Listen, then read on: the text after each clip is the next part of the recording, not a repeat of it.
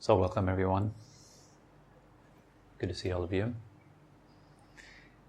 The topic of today is skillfully navigating the dramatic mind. So what do I mean by that? We all have a kind of a mind that is very much attached to drama in many ways. And the mind feeds on this drama. It looks for dramatic things in the future. It looks for them in the past. It's constantly searching for something that is exciting. It's kind of creating a sense of aliveness, or you can say a trembling in itself. And it is looking for that all the time. And it does look for that in a very subconscious way. This is not consciously happening. This is not a process that is obvious. Just like it is not obvious that advertising is changing the way you think. That is something that happens silently, quietly in the background. If that was a very obvious process, then we would not really fall for it. So it has to kind of work through the back door. And in a similar way, the mind guards itself. It protects its ways. It shields them. It doesn't want that we become aware of it in some way. It tries to manipulate these efforts. Because when you become aware of your mind, you will notice that it's constantly searching for something. It's constantly either looking forward to the next moment, the next thing happening, or it gets stuck in, for example, what was just said right now. Maybe your mind gets stuck with something in particular, and then it starts to hover around that. And while it gets stuck with what I just said, you miss all the rest of the sentence. Sometimes happens to us when we read a book. You read an entire page, and suddenly you notice, oh, I didn't really read it. My eyes just went through line by line by line. And in the end of the page, we suddenly have to read it again. Suddenly find out, oh, there was no attention there. It was like an empty reading happening. It's because we get stuck in something that's of the thought realm. We think about something, or we listen to something like a conversation that goes on outside. You sit in a cafeteria and then you hear two people talking, and suddenly that captures your attention, but you keep reading, but you listen to what they say. And still your eyes read. Right? So that kind of, how do you say, the seeking of the mind, why is that? What are we really looking for all of the time? Or what is it really that is at the root of this looking? What makes us look constantly for something else? Either something that has just passed or something that has not happened yet. Always looking for that. What makes us look like this? I call this looking mind, that is the dramatic mind.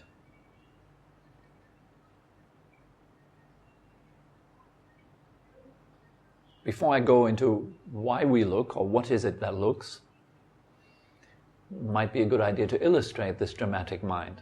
I've done that a few times in the past.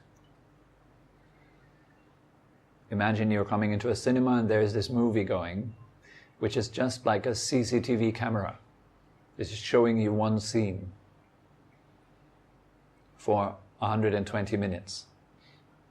Just one very ordinary scene, maybe like a meadow, or the edge of a forest or something. You only see that for 120 minutes. There's nothing going on. It's a very high quality image. You can see the trees kind of swaying in the wind a little bit. You might even hear the sounds of that, but there's nothing happening there. And most people, they would leave the cinema after maybe 5 minutes of waiting for something to happen. Maybe some people, they stay a bit longer. They say, maybe someone is playing a trick on me here. Or maybe the movie got stuck or something. Let's just wait it out. They wait maybe 10 minutes, 15 minutes, and then nothing's happening. Maybe some people go up into the projector room and ask, is there something wrong with the movie? There's nothing happening. And the guy that's up there says, no, that's supposed to be like that. It's 120 minutes, just that.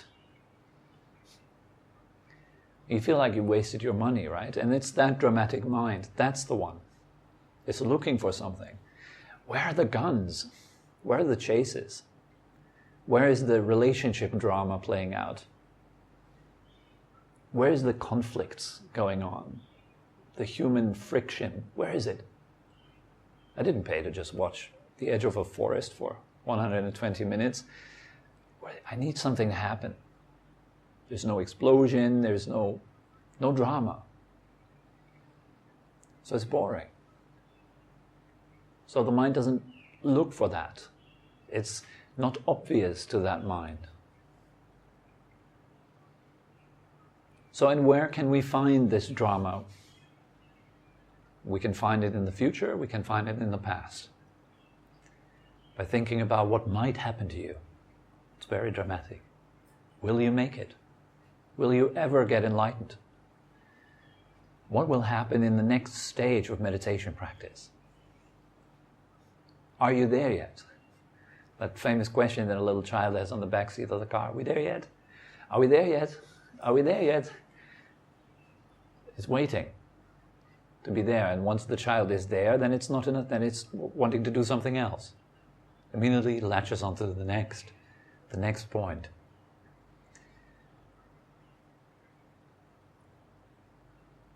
I know, similarly, most people later in life, not so much when you're younger, or when you're older already, and you go back into the past because you're running out of future.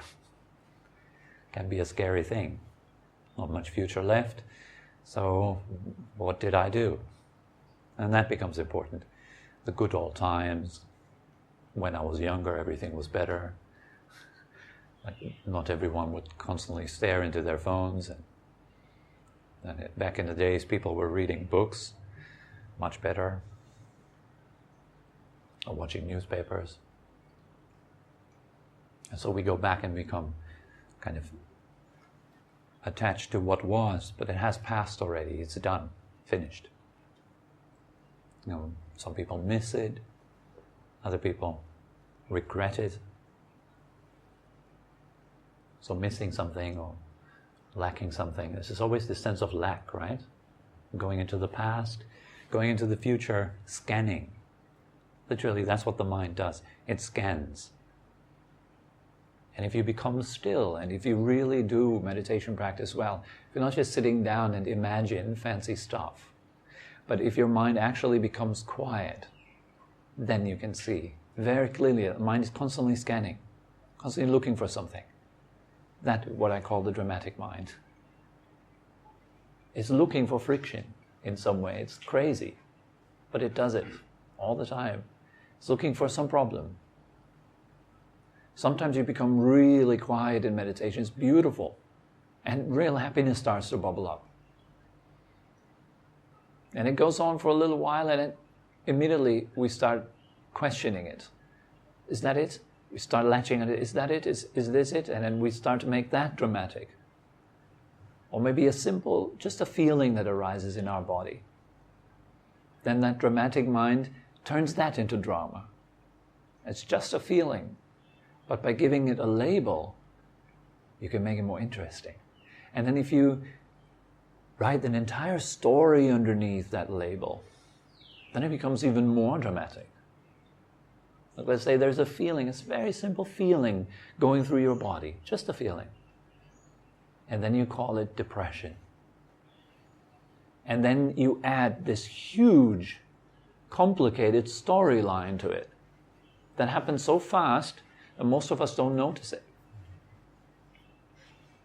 It happens like at once. Feeling, label, story. And with that, a great opportunity for more drama. Will I ever get out of it? I've been depressed since 3 years. and I'm trapped. I feel like I can never stop that. How do I stop it? How do I stop it? It's very dramatic, and it keeps this alive in so many ways. What keeps these states alive is our ignorance of them. Ignorance here not in the sense of stupidity, but ignorance in the sense of not knowing how it works. I'm not talking about the chemical compounds and numbers and weights and mass and so forth. I'm talking about the actual mechanic of making ourselves depressed here in this moment. How does that work? How do I manage to sit at the beach and make myself feel really bad? How do I do it?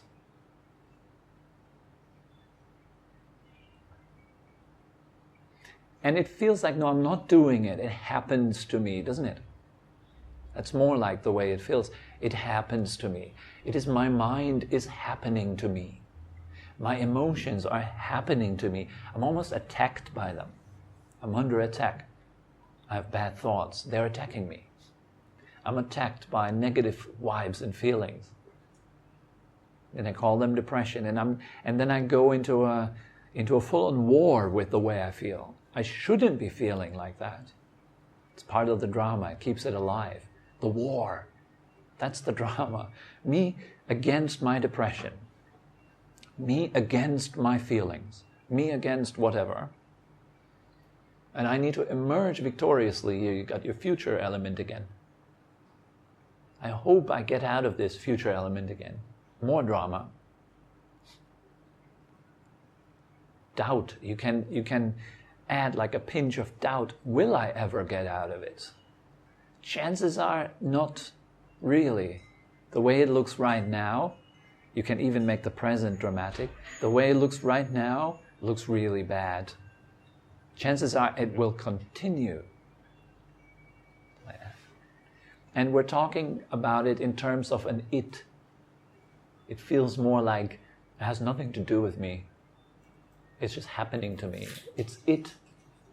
It's an it, isn't it? The depression, the doubts, the worries, the anxiety, the sleeplessness, it's an it. It has nothing to do with what I do mentally.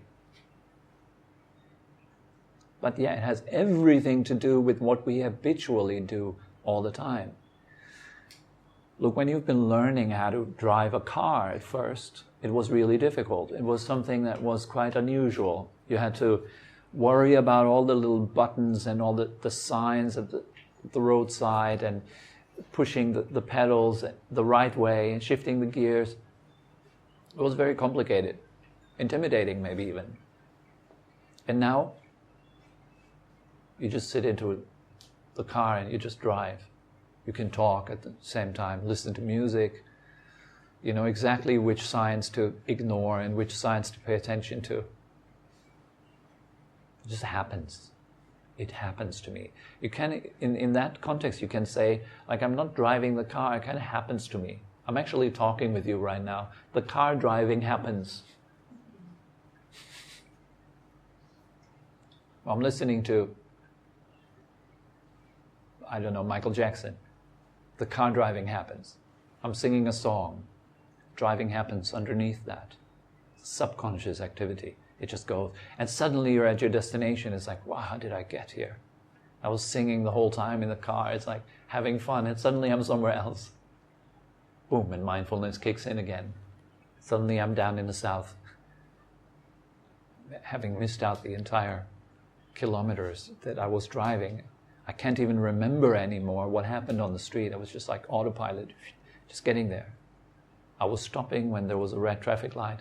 I didn't even have to notice it consciously. Like, oh, red traffic light, that means I need to stop the car. Push the brake. Push it with the left foot or the right foot, whatever, you know. This is not a conscious thing, it just happens. And in a similar way, depressioning happens, worrying happens, motivating happens, seeking happens. It just happens. And why does it just happen in the background? Well, because we have mastered it. Whatever your mind looks like, it looks like that because you have mastered it. You know, some people, they don't believe in karma. They say, I don't believe in karma. That's the evidence, you see. You are a product of habits. And mostly for us, our mind and our body is a product of unconscious habits. They just run and run and run. You know, cultural conditioning, conditioning through media, conditioning through friends, through enemies, the things you see, hear, taste, smell, touch. Things you think about, the way you think about yourself. You've all learned it at some point, maybe from your parents, maybe at kindergarten, maybe a traumatic incident that happened, maybe neglect, maybe whatever. And it led to this kind of complex of low self-esteem, the complex of a worrier. I'm a worrier, I like to worry. I'm that kind of person that looks forward into the future all the time, that kind of person that looks back into the past all the time. This is what you have mastered. So if you take a good look at your mind right now, then you can see very clearly what you have mastered so far. And for most of us, it's quite a shock to see that what we have mastered is low attention span, very short, incredibly short attention span. And we have mastered it not because we decided to do so. It was not that one day when I was like 15 years old, I was like, hey, I'm going to master low attention span. And here I am, I've finally done it. My attention span is as short as it could get. Strike, success. We don't do it like that. It just happens. Very sneaky. Some people also, they benefit from your low attention span. This makes you more easily,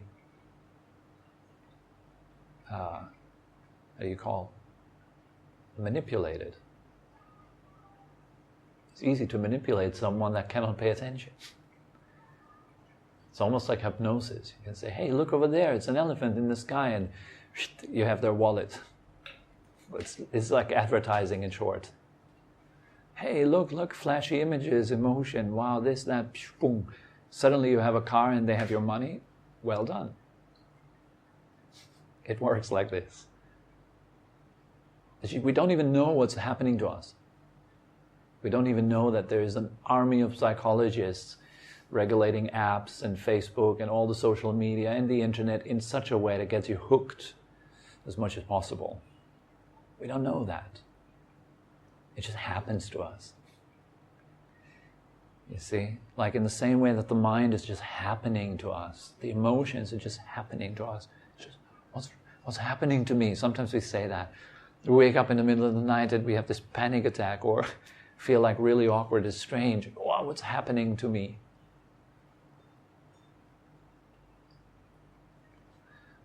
While your past is happening to you.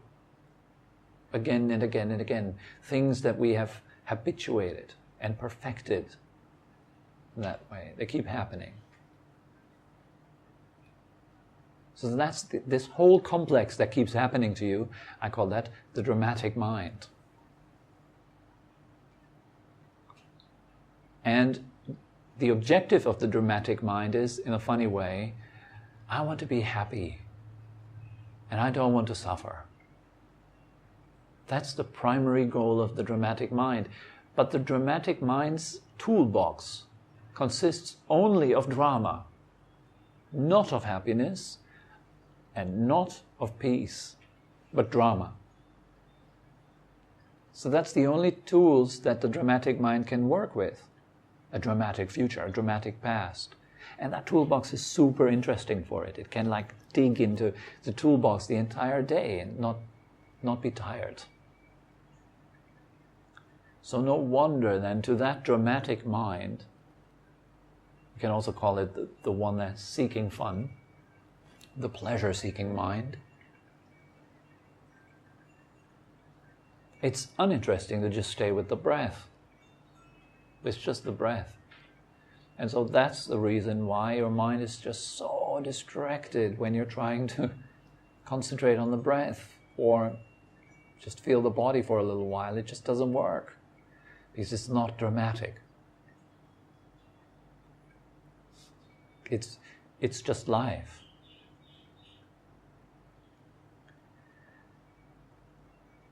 Now that might sound even like it's boring. So if you're focusing on your breath, to the dramatic mind it means, oh my God, this is like super boring. The rest of my life focusing on my breath, just like that, this is going to be super boring. I don't do this meditation thing.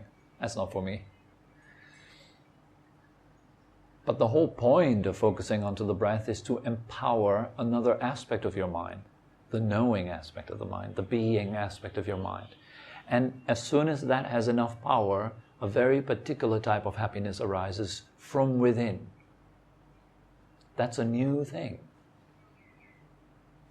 So far, the dramatic mind has looked for happiness anywhere else but in itself.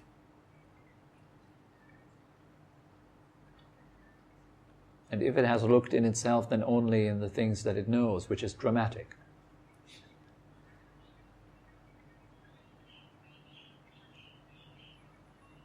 But now, we want to look a little bit deeper. So in order for the mind to rest and to reveal its natural kind of happiness that it has in abundance, to find true happiness, real, genuine happiness, that means a happiness that is not dependent on stuff, happiness that comes out of yourself just like that. If you want to discover something like that, then it becomes really important to shift our attention, to get out of this dramatic mind and to give more weight or credibility to stillness, to make that a priority. And yes, maybe your dramatic mind will say right now, no, that's boring, or no, just stillness, how will I be able to do my job if I'm just still? That's the dramatic mind, right? So you will still be able to do your job. You'll still be able to do everything you do. You will just do it from a different place. A place that is more joyful, happier, more energetic.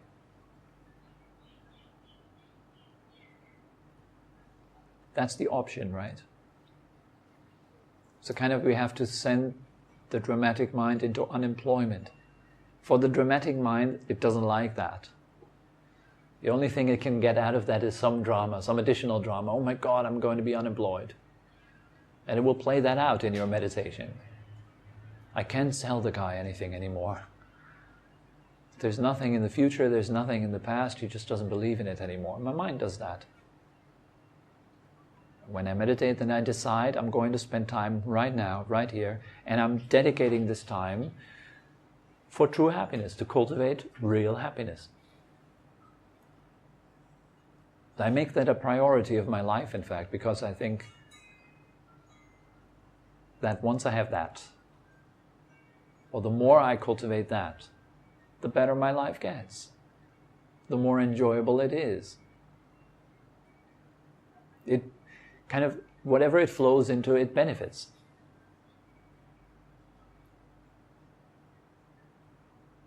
And if our mind is constantly confused and attention span very short, then whatever that flows into, it creates nothing but confusion. It creates nothing but, it's unpredictable, unreliable in so many ways.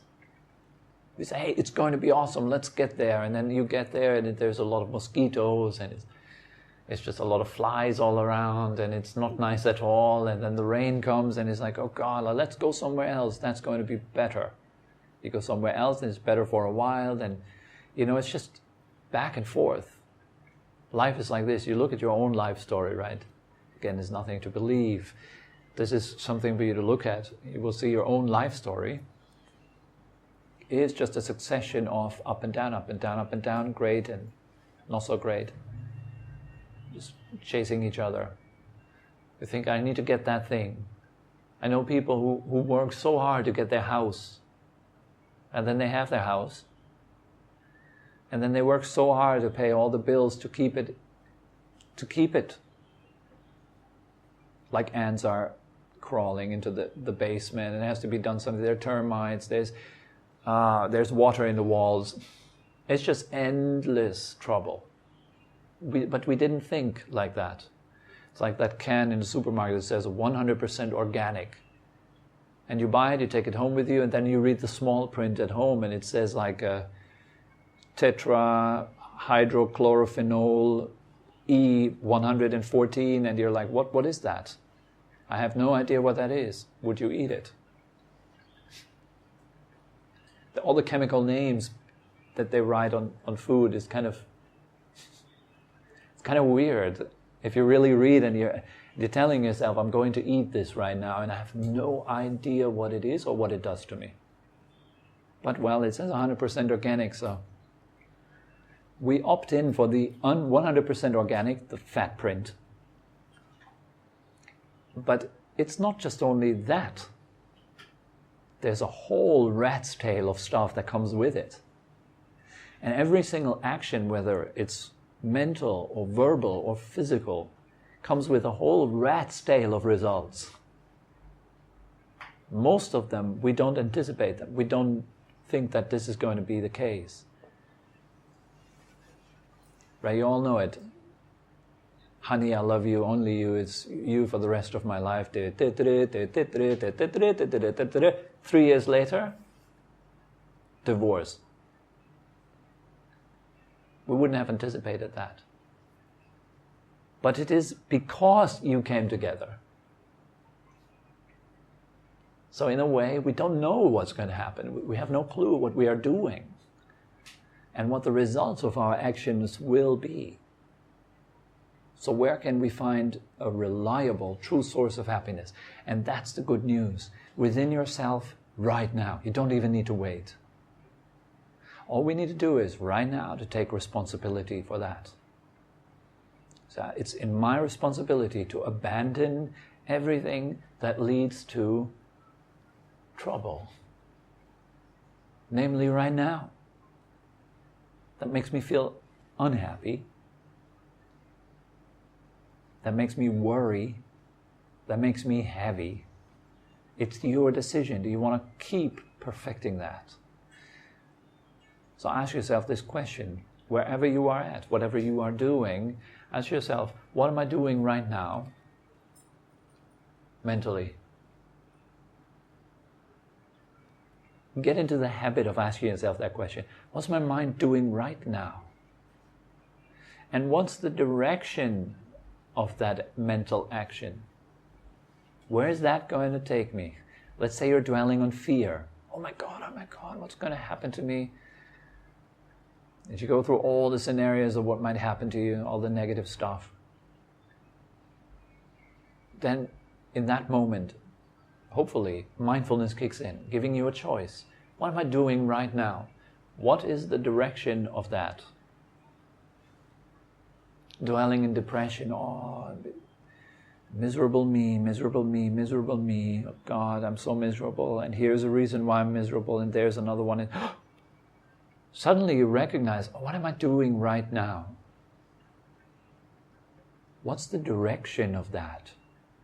Where will that lead me?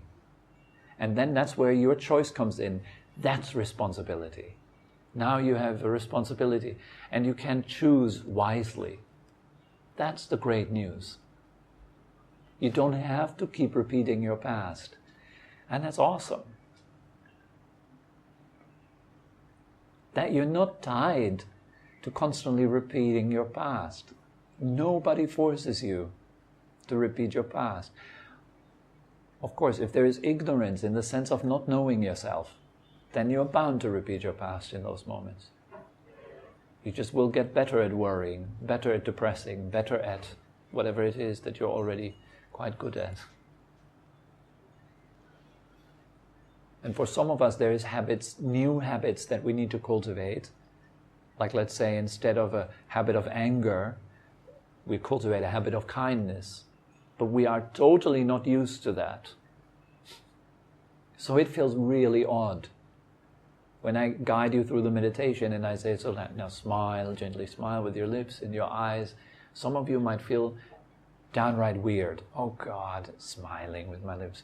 Where did I get into here? Oh God, it's one of those fancy hippie meditation groups. You might feel really uncomfortable with that. So yeah, that's because it's a new habit. It's a new thing. Smiling. Maybe you haven't done that so far. Hasn't been interesting. So you haven't really felt the positive results of that just yet. So it needs a bit of faith too. Will that smiling make my life better? Oh, I don't know. And in the beginning it feels like a mask, it feels fake and all that. Just keep going. You're on the right track, because it shows you're totally out of your comfort zone there. Fantastic. That's where you're expanding your horizon. You're becoming more wise, more profound in your personality. So yes, indeed, it's not just about letting go and just remaining as an empty space, but you're going to fill that space with skillful qualities, such as kindness, gratitude. And cultivate like your life depends on it, because it does. Your life depends on the state of your mind that you're holding right now. And if that is a skillful state of mind, your current direction is skillful. It will lead to long-term benefit and happiness.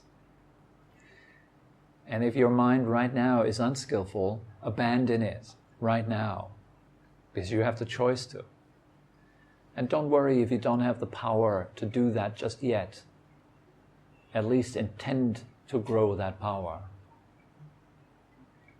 Because for some people it's the best thing they can do. They can intend. Well, I wish I can deal with that one at some point. Some things are just too overwhelming for us. It's too tough to deal with. You just wash us away right away.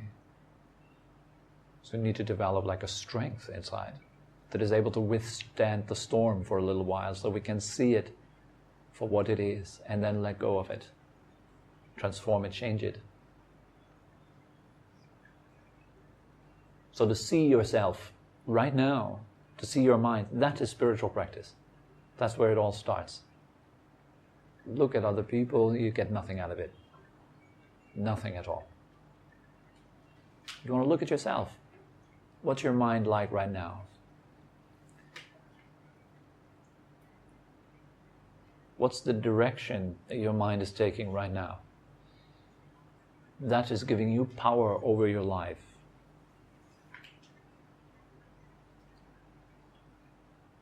It's empowering you. That's what real meditation practice should be doing. It should empower you guys. Not become dependent on some guru and some picture and some statues and some locations, whatever.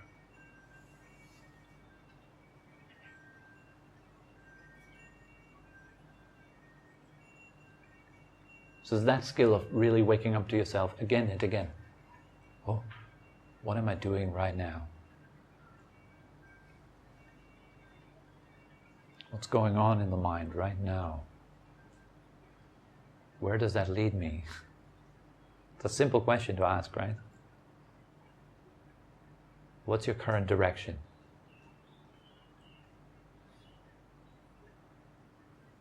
That in that way, knowledge is power. Knowledge in the sense of awareness, mindfulness, not intellectual acquisitions.